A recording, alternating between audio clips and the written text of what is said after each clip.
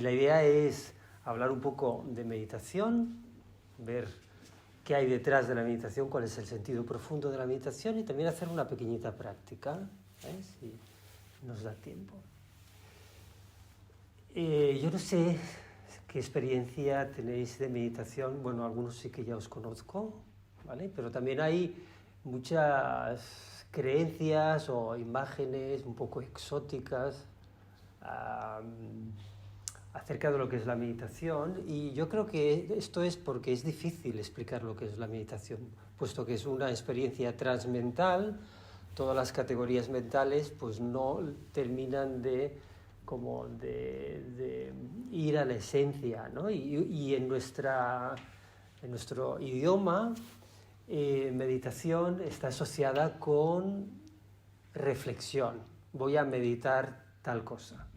En cambio, la meditación, tal como la entendemos desde Oriente, aunque también desde Occidente, es más contemplar, es más una contemplación.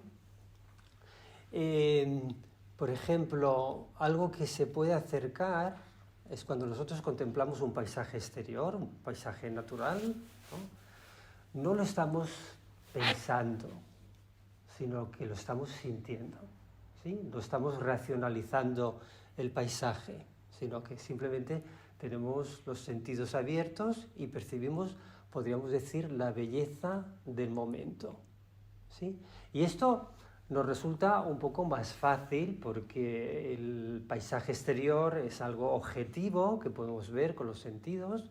El problema está cuando nosotros enfocamos el paisaje interior.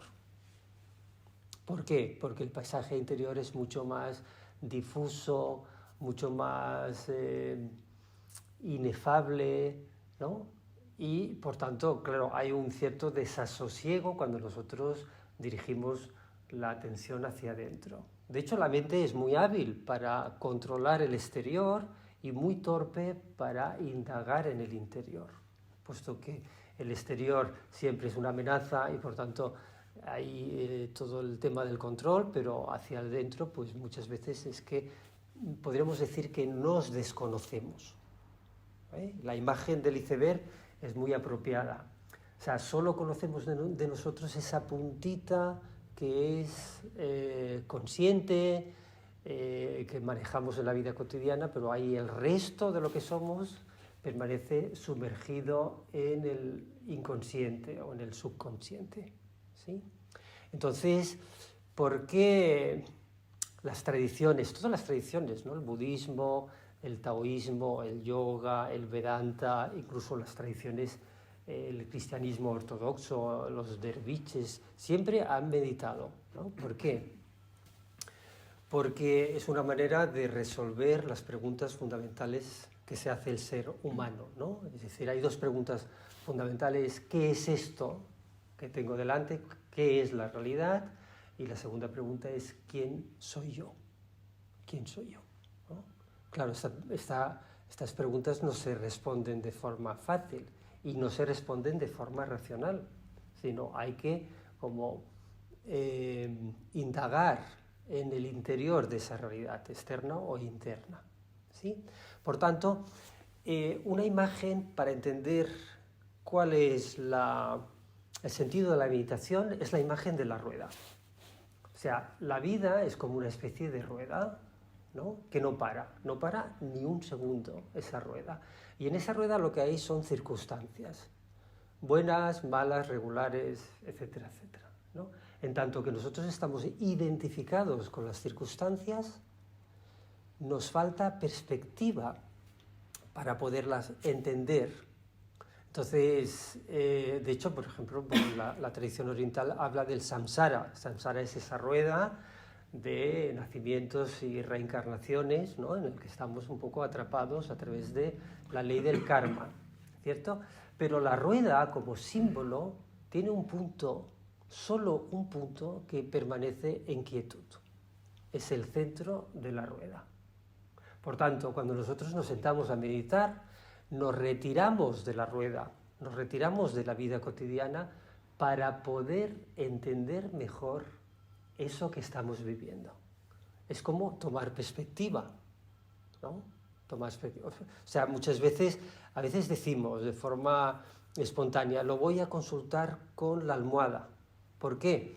Porque necesitamos una cierta distancia, ¿no? Si no tenemos esa distancia es muy difícil. Entonces podríamos decir que la meditación es encontrar un espacio privilegiado de observación de nuestras actitudes en la vida, ¿sí? Esto es lo que intentamos. ¿Cómo funciona nuestro mecanismo psicocorporal? Y cómo ese mecanismo psicocorporal nos mete en una encerrona, produce, seguramente todos levantaríamos la mano al sentir que nos boicoteamos muchísimas veces en la vida, ¿no? O sea que hay un mecanismo, digamos, inconsciente que produce neurosis, es decir, que produce sufrimiento. En ese sentido, la meditación está diseñada para resolver ese sufrimiento, para salir del sufrimiento. Sufrimiento que puede ser cognitivo o puede ser emocional, ¿no? Entonces, la propuesta que yo intento hacer es que es necesario, hoy en día es necesario la meditación porque estamos en una crisis no solamente personal, en una crisis planetaria, en una crisis colectiva, donde las crisis se solapan una detrás de otra. La crisis sanitaria, la crisis de la guerra, la crisis económica, la crisis medioambiental, en definitiva, una crisis de valores. Entonces, ¿cómo podemos actuar? ¿Cómo puede ser nuestra respuesta delante del mundo si nosotros no nos conocemos? Si nosotros no sabemos cuál es la acción coherente y la acción más adecuada, ¿no? Por tanto, la meditación es una forma de empezar a conocernos, Os invito a que en cualquier momento hagáis cualquier comentario, cualquier pregunta, si hay algo que no se entiende. Podríamos decir que la meditación es algo extraordinariamente sencilla, ¿sí? Lo explico. Es decir, meditar es simplemente estar presente aquí y ahora, siendo la que uno es, desde la mayor espontaneidad posible, percibiendo la belleza impermanente de la realidad. Bueno, no sé si lo tengo que repetir, pero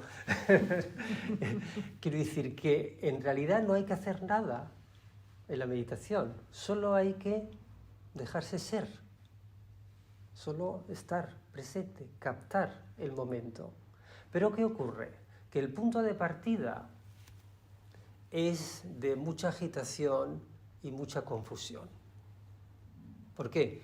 Pues porque estamos identificados con nuestra estructura del carácter, estamos identificados con las circunstancias que vivimos y de esta manera pues no tenemos, digamos, el espacio interior para estar simplemente presentes aquí y ahora, ¿no?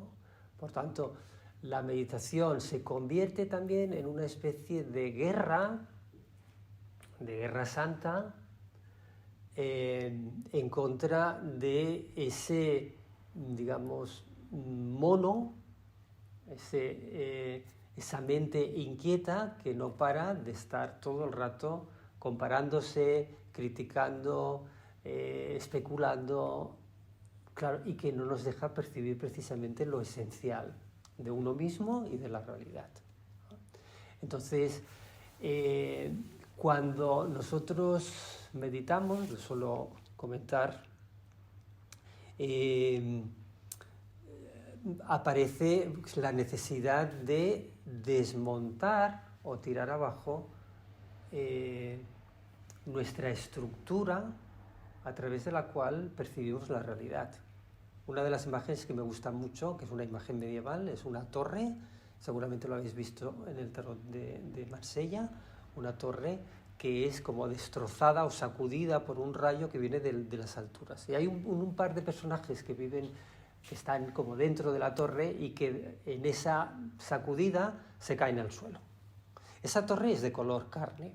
Esa torre simboliza la ideología, la cosmovisión, los presupuestos con los cuales vemos la realidad. No vemos la realidad tal cual es, sino vemos a través de lo que nosotros creemos que es la realidad, ¿sí?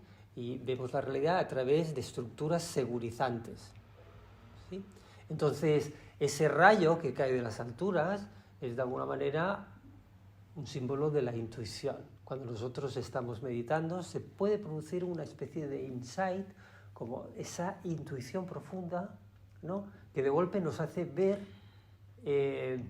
cómo es nuestra realidad, ¿no? ¿Dónde estamos? ¿En qué punto estamos?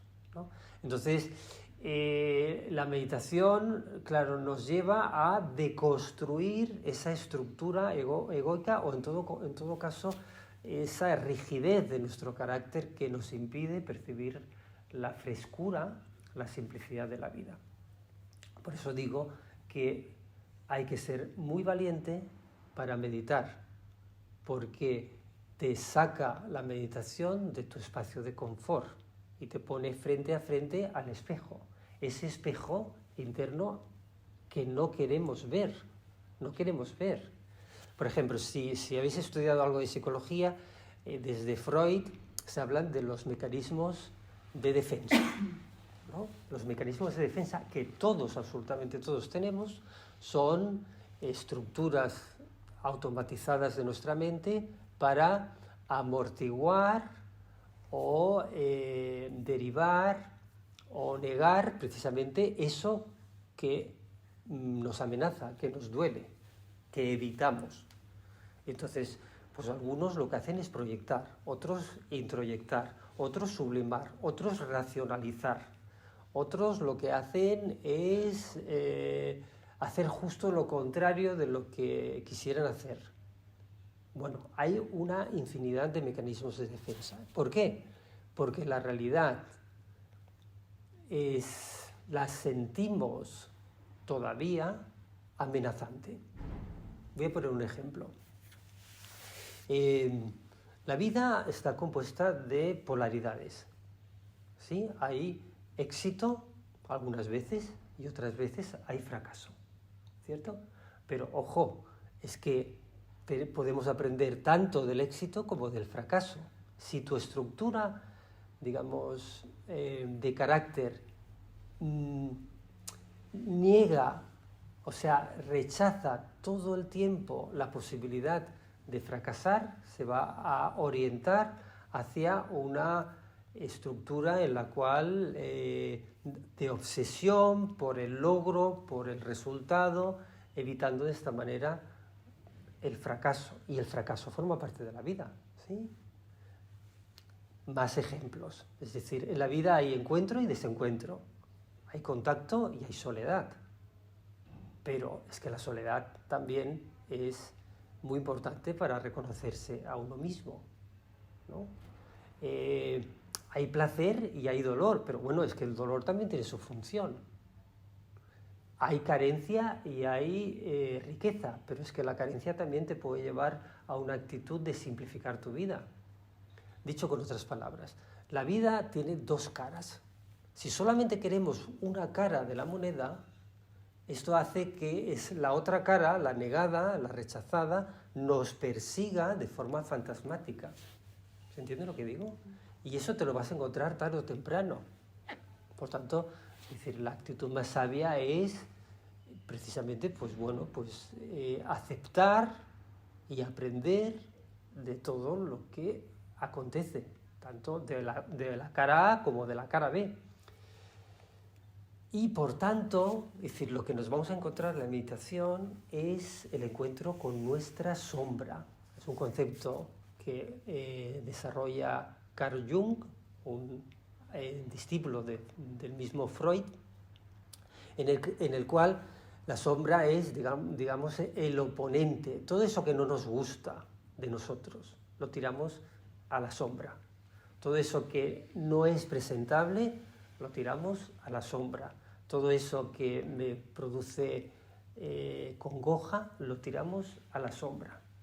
Pero esa sombra no desaparece. Esa sombra no desaparece, ¿no? Esa sombra aparece en las pesadillas, en los lapsus, en el mal humor, en los equívocos.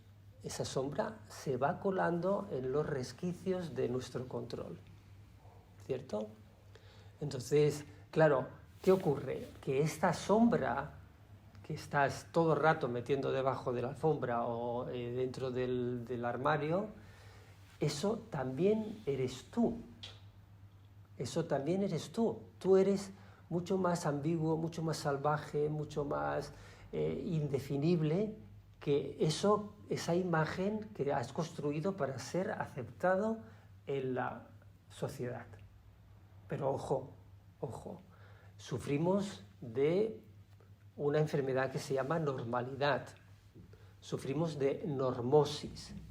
Queremos ser normales sabiendo que no somos normales, que somos únicos, que somos irrepetibles, ¿sí? Pero ¿qué ocurre? Que creemos que si somos normales no nos va a pasar nada y vamos a tener la seguridad del grupo. Sí, pero eso no es cierto, porque vamos segregando partes nuestras porque creemos que no son aceptadas para ser aceptados dentro del grupo. Pero nadie puede conseguir ser normal, porque o eres un poco más alto de lo normal o un poco más bajo, o un poco más gordo o un poco más delgado, o un poco más rico o un poco más pobre, ¿sí? Jamás llegamos a la normalidad porque la normalidad es una ficción de seguridad. Entonces meditar significa romper con esa enfermedad de querer ser normal. Hombre, no hay que ser, quiero decir, no hace falta ir haciendo loco por la calle, no, ni mucho menos, ¿no? Pero es la comprensión de que cada uno es único, ¿no? Y de aceptar todos los registros de vida que están en cada uno de nosotros. Después hay que tener la habilidad, evidentemente, de en cada momento saber cómo te tienes que comportar. Pero saber que somos, digamos, mucho más infinitos de esa imagen que hemos construido a lo largo de nuestra infancia, adolescencia y juventud, ¿sí? Por tanto, la meditación es una sacudida extraordinaria porque nos dice, no, eso que tú crees que eres, en realidad tú no eres esto, ¿no? No eres esto, ¿no? ¿Qué somos? ¿Qué somos? Pues eso hay que descubrirlo en la meditación, ¿no? Pero en todo caso no somos la forma, no somos la estructura, somos algo que tiene que ver con una esencia, ¿sí? Os pongo un ejemplo. En el teatro griego se utilizaba la máscara. ¿Para qué se utilizaba la máscara? Porque, bueno, como no había televisión, entonces el teatro era muy grande y los últimos de la fila pues no percibían ni la voz ni el rictus del actor. Y solo eran actores porque las mujeres no tenían la posibilidad de ser actrices, ¿no? Incluso los papeles de mujer los hacían los hombres. ¿Sí? ¿Lo sabíais esto? Entonces la máscara tenía una doble función. Era la de amplificar el rictus, evidentemente porque la sonrisa iba de oreja a oreja, y la de hacer de altavoz. La de hacer de altavoz, para que nuestra voz pudiera llegar, o la voz del actor pudiera llegar al fondo. Entonces, en cierta medida, nuestra estructura del carácter no es, digamos, mala ni negativa, ni mucho menos. Tiene la función de amplificar eso que nosotros somos, ¿sí?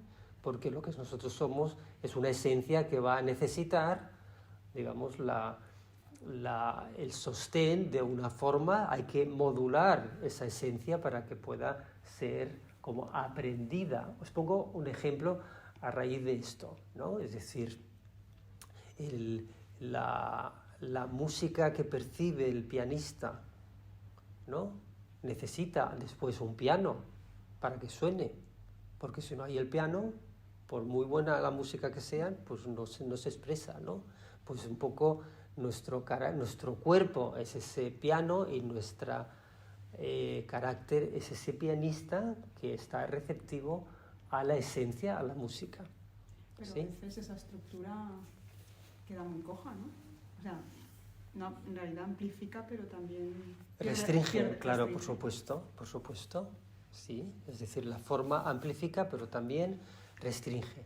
Pero es igual que el ojo, o sea, el ojo tiene una permeabilidad a la luz, pero si no tuviera una opacidad a la luz, nos cegaríamos. ¿Se entiende? Igual que los oídos.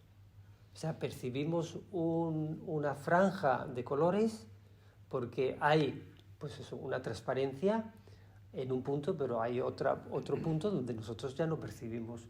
O sea, hay animales que ven en la oscuridad y nosotros no podemos ver. ¿Sí? Pues el carácter lo mismo.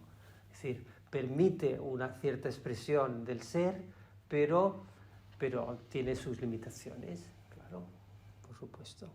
¿Sí? Por tanto, el problema no está tanto en nuestra estructura del carácter como en la identificación que nosotros tenemos con el carácter. Creer que nosotros somos esa cara, creer que nosotros somos ese cuerpo, creer que nosotros somos ese pensamiento, ¿no? Y esto es lo que viene a desmontar la meditación, darte cuenta de que si tú tienes un cuerpo, tienes una mente, y más vale que los cuides porque son la expresión de lo que eres, pero tú eres mucho más, tú eres un flujo de conciencia. ¿Sí? Pero esto, sí, la teoría es fácil de expresar, pero lo que es mucho más complejo es sentir verdaderamente que nosotros somos ese flujo de conciencia, lo que sostiene toda la experiencia.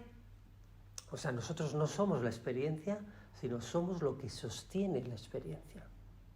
¿Sí? Eso creo que es... Por eso, claro, tiene una profundidad la meditación extraordinaria. Antes de enrollarme más, un poco preguntas, porque si no, de todo eso que estoy diciendo, se entiende un poco qué es lo que hacemos en meditación, ir hacia adentro para indagar en lo que verdaderamente somos. Y nos vamos a encontrar con resistencias a la presencia. Esas resistencias son agitación, dolor, dispersión, negatividad, duda, sopor, fantasía, miedo, etcétera, etcétera, etcétera. O sea, gran parte de la experiencia meditativa consiste en que te van viniendo las resistencias. ¿Por qué esa resistencia? Porque en la presencia no puedes estar tú. Lo explico. Si tú estás delante de la realidad, estás segregando la realidad. Estás haciendo una dualidad. Yo y la realidad. Cuando tú percibes nítidamente la realidad, tú ya no estás, te has disuelto en la realidad. Pero ese disolverse en la realidad da miedo, nos llena de angustia. Seguro que todos nos hemos subido un día de verano en la playa, en la roca, y hemos dicho, yo me voy a lanzar al mar, porque me gusta el mar. ¿Sí? ¿Lo habéis hecho todos de pequeñitos? Si no, ir a hacerlo, ¿eh? Y cuando te subes a la roca dices, qué vértigo, qué miedo. Eso que yo veía de allí me parecía muy bajito, pero resulta que a partir de aquí veo, esto es... Y ese vértigo ante la disolución del yo que nos da seguridad, eso pues produce las resistencias a la meditación, las resistencias al silencio. Yo llevo tiempo dándome cuenta de que tenemos una cultura muy ruidosa, hacemos mucho ruido. Entras en un bar, ruido, el coche, ruido, la calle, ruido, mucho ruido. ¿Por qué? ¿Por qué tanto ruido? Porque el silencio nos asusta. Porque en el silencio aparecen esas otras voces que son las voces que están debajo de la alfombra y dentro del armario, como os decía, esas voces de lo negado, de lo reprimido, de lo que no nos gusta. Entonces evitamos la soledad, evitamos el silencio, evitamos la quietud, porque el ego se entretiene mucho más en el movimiento, en el ruido y en la hiperactividad. ¿Sí? Pero yo os tengo que decir que hay una belleza extraordinaria en el silencio y en la quietud, que no tiene parangón, que no tiene es decir, no la puedes ver en ninguna vitrina, no la puedes ver en ninguna pantalla. ¿Se entiende? Porque esa belleza que tú percibes en el exterior es una belleza que te incorpora. Tú formas parte de esa armonía que estás percibiendo. ¿Sí? Sobre todo el soporte, ese soporte natural es el mejor soporte precisamente para percibir esa belleza. Pero esa belleza es una mirada atenta, ¿no?, y abarcadora. Ese diálogo entre lo que yo soy y lo que es el todo, eso es lo que hacemos en la meditación, ¿no? Un dialogar con algo que nos sostiene. Llámale como quieras, absoluto, inteligencia, llámale vacuidad, como tú quieras. Y eso es el contacto que intentamos hacer. Primero tenemos que calmar la mente, después tenemos que generar claridad para ver en profundidad y desde ahí abrirnos a esa infinitud que forma parte de la existencia. Y esto nosotros lo resolvemos diciendo, vuelve a la respiración, vuelve una y otra vez a la respiración, sentir, porque la respiración sucede en el momento presente. Y en cambio el pensamiento es dialéctico, va al pasado, lo que hice, y al futuro lo que tengo que hacer. Y por tanto, atender, hay muchos soportes, el más principal es la meditación, pero también recorridos corporales, la atención a la postura, la atención en una mudra, que es un gesto, digamos, por ejemplo, también se puede hacer tratak, la fijación de la mirada en la llama de la vela. Hay muchos soportes cuando la mente está muy dispersa, ¿no? Y poco a poco te das cuenta que vas una y otra vez al soporte, vas una vez, y esa mente se va a ir como aquietando. Pero este es el gran obstáculo con el que nos encontramos. La rumiación, la preocupación, este es el gran obstáculo con el que nos encontramos. Hay que ser muy paciente y sin expectativas, porque surja lo que surja en la meditación, es una oportunidad de comprender algo de tu momento. Y si es un momento de inquietud, de pensamientos, pues bueno, pues esto es lo que comprendemos en esa meditación y ya está, ¿vale? De todas maneras, yo suelo utilizar un abanico muy grande de técnicas meditativas, porque cuando una técnica no funciona, porque no te ayuda a encontrar esa calma mental, pues hay que encontrar otra técnica. Entonces hay una técnica que es la meditación caminando, que se hace mucho en el Zen, pero también Buda hablaba. Entonces, claro, cuando tú inspiras, levantas un pie, expiras, pones el pie, ¿no? Tienes que mantener el equilibrio, tienes que coordinar la respiración. De todas maneras, es decir, gran parte de lo que nos encontramos en la meditación podríamos definirlo como insatisfacción o sufrimiento.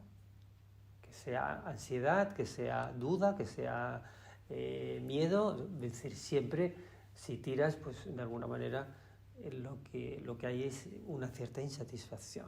Y lo que nos dice la tradición es que ese sufrimiento, que se llama dukkha es un poco ese sufrimiento, tiene unas raíces. Esas raíces, bueno, pues el budismo habla de 3 venenos, el yoga pues habla de 5 aflicciones, es igual, pero Lo importante es entender que la raíz principal que genera sufrimiento es una especie de ignorancia acerca de lo que es esencial en la vida. Mientras creamos, lo voy a decir despacito, mientras creamos que las posesiones, el dinero, el sexo, o sea, el placer, el poder, la fama, el conocimiento o ideologías nos van a dar una felicidad genuina, ¿sí? Mientras creamos que eso, estaremos ahí en la rueda, en esa rueda de insatisfacción.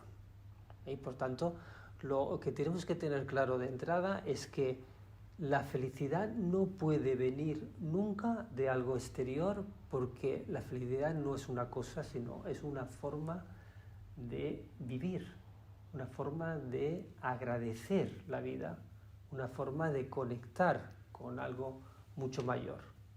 Y por tanto, sí que es cierto que las circunstancias externas pueden favorecer pues, una mejor vida, pero no pueden sustituir la felicidad genuina.